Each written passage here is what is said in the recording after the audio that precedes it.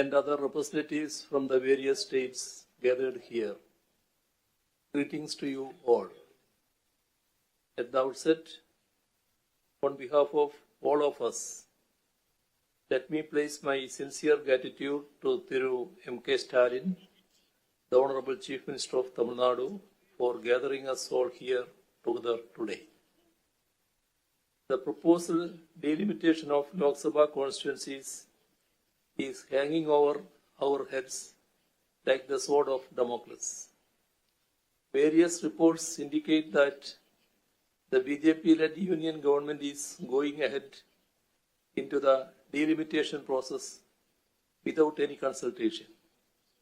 This sudden move is not driven by any constitutional principle or any democratic imperative, but by narrow political interests. The delimitation process, if it is undertaken after the census, will lead to a large increase in the number of seats of northern states, while there will be a significant reduction in the representation of the southern states in parliament. This will suit the BJP as they hold greater influence in the north. If delimitation is carried out purely on the basis of population, then Kerala and other southern states will suffer, as we have been bringing down our population since 1973, when the previous delimitation was carried out, in which the number of seats in the Lok Sabha was reorganized.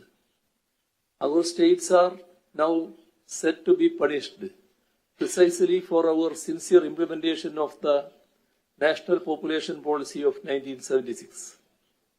When a state faithfully implements a nationally recognized policy, it deserves special consideration for that very reason. Not only is this consideration being denied, but we are even being penalized for fulfilling our duty to the nation. This is the crux of the current issue.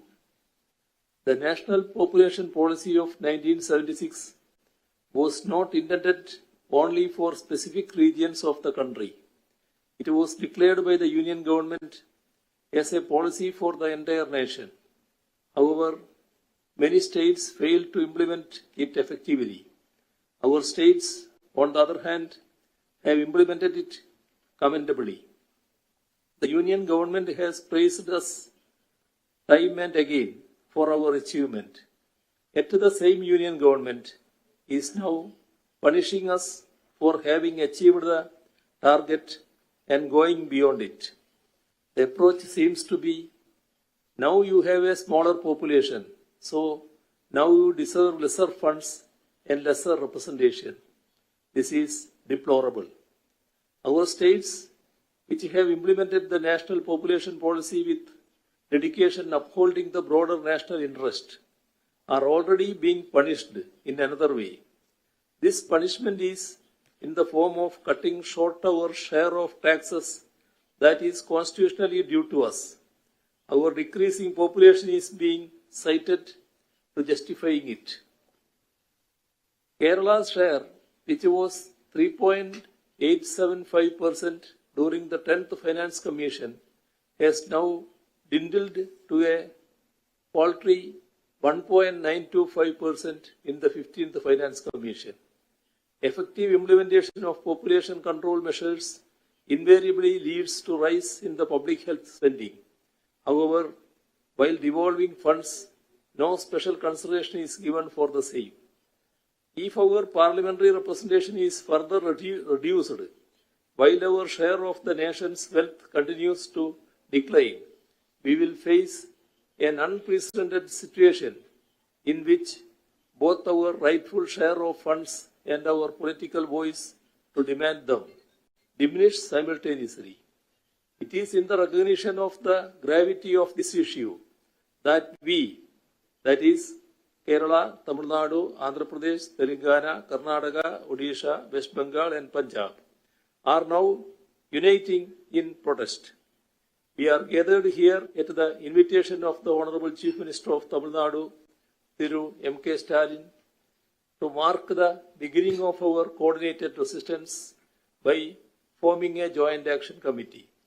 The Union government's actions, from fiscal policies to language policies to cultural policies to now even the fixation of representation, are destabilizing India's federal system and democratic framework.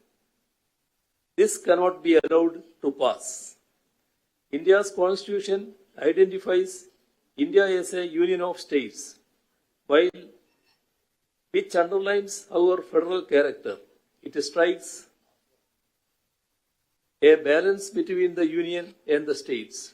The current effort at delimitation disrupts this equilibrium, disproportionately empowering states that fail to implement national policies like population control.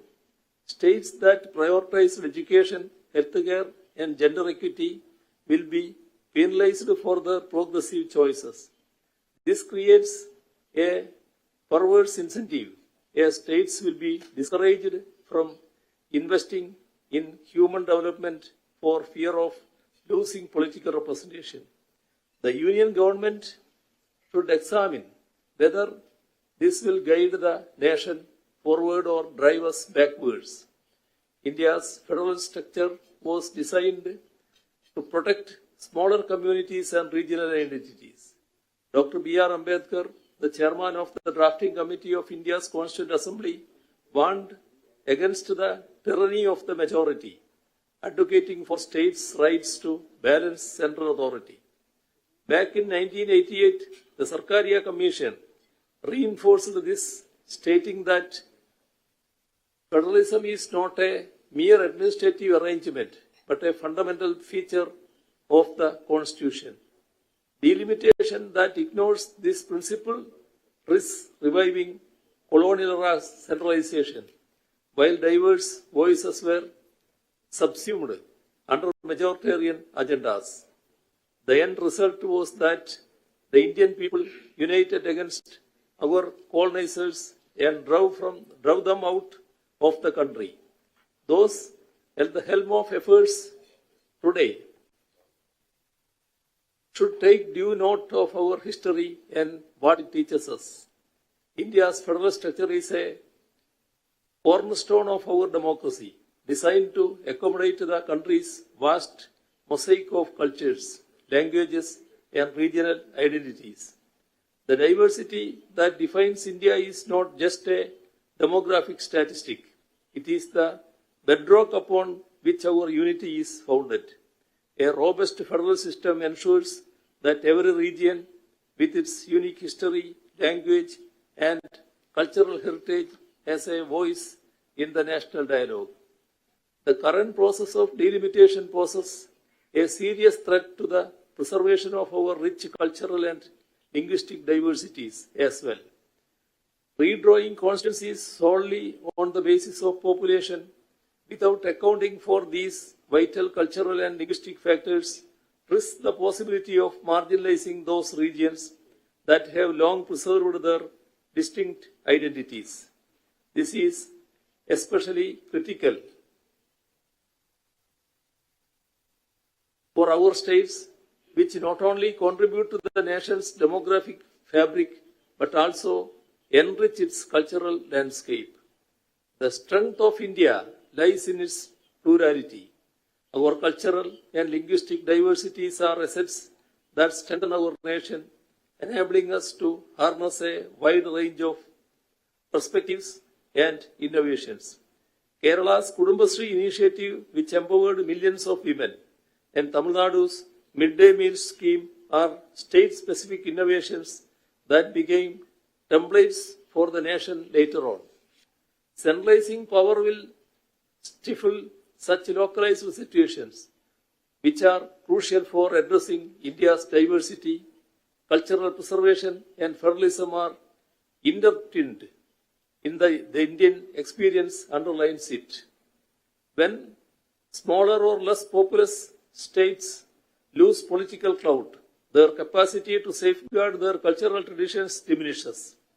A homogenized parliament dominated by populous states could sideline regional priorities, eroding the pluralism envisioned by modern India's founders. A centralized process that ignores these factors not only dilutes regional voices but also threatens the balance that has allowed India to thrive as a united and diverse republic. The Union government must therefore engage in meaningful dialogue with the states and incorporate our considerations so as to safeguard states' interest before going ahead with the delimitation process. Reducing the representation of our states will create a political and regional imbalance and undermine the diversity of our pluralistic democracy. This must not happen. Kerala's stance on this matter is unequivocal. The Union government's approach, which violates federal principles and seeks to curtail the representation of certain states for political reasons, is unacceptable. The decision on going ahead with the delimitation process must be made only through a consensus. Article 82 of the Indian Constitution mandates the delimitation of parliamentary seats after every census. It was in exercise of this provision that the Lok Sabha strength was increased over the years from 489 to 543. However, delimitations have not been conducted as required by the Constitution after every census. Decisions to conduct or delay delimitation have been made solely on the basis of the transient political convenience of those in power. The 42nd Constitutional Amendment of 1976 froze delimitation until after the first census post-2000. During this period, despite the implementation of the National Population Policy, population disparities persisted in the country, leading to the 84th Constitutional Amendment, which extended the delimitation phase until after the first census post-2026.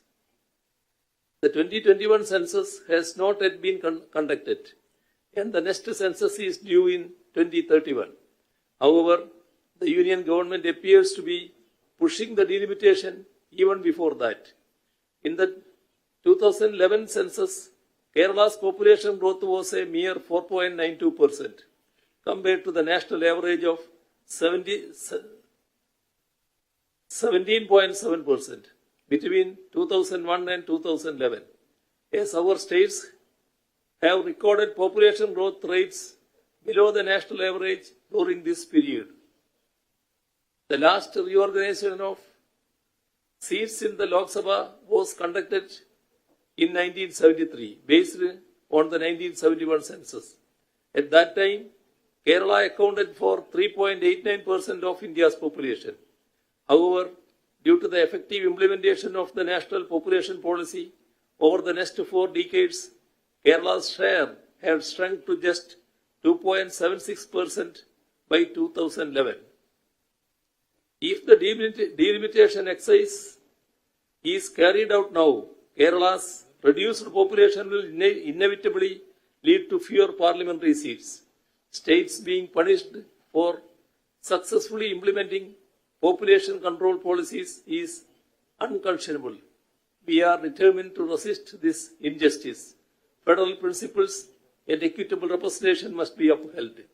While the political maneuvering behind the current delimitation effort is clear, it is imperative that the Union government also considers the broader implications for Indian federalism and the preservation of our cultural and linguistic diversities. Any action that undermines them will not only destabilize our political institutions but also weaken the very foundation of our democratic society. The Union government's arguments that our states will get additional seats on a pro rata basis cannot be taken at face value. The Union has not been able to clarify whether this pro rata distribution will be based on the current strength of parliamentary seats or on the basis of population figures. Therefore, the Union government should alleviate our fears.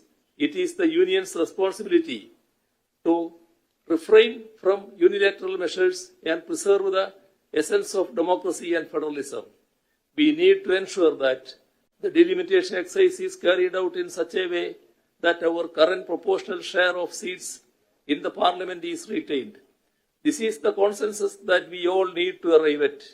I am sure that we will be able to do that, and that this meeting will serve as a strong foundation for the formation and functioning of the Joint Action Committee, which will take the steps forward in making our consensus upheld at the national level.